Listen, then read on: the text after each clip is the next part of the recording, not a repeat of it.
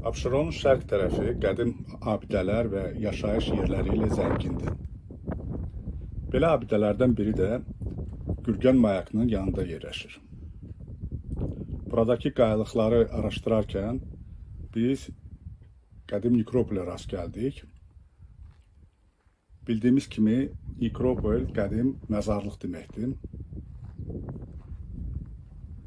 Bu nekropolun məzarları böyük daş plitələrdən daş qutu formasında düzəldilmişdir.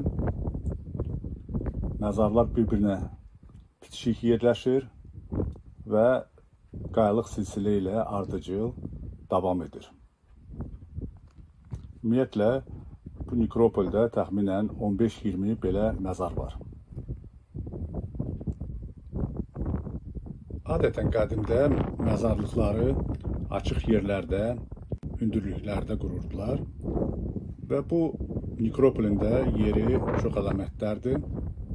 Bu hündür qayalığın üstündə qurulub və buradan ətraflara, dənizə çox yaxşı mənzərə açılır.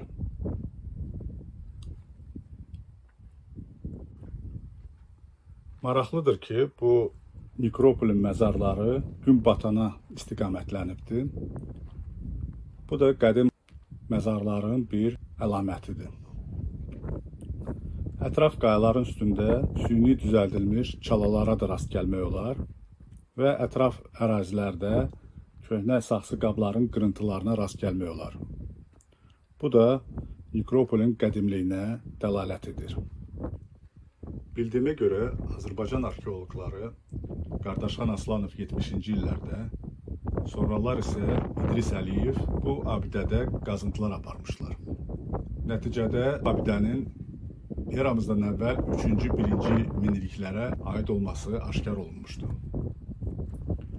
Hal-hazırda abidə dövlət tərəfindən qorunan abidələr siyahısına daxildir, lakin təəssüflər olsun ki, abidə baxımsız qalıb və dağıdılır.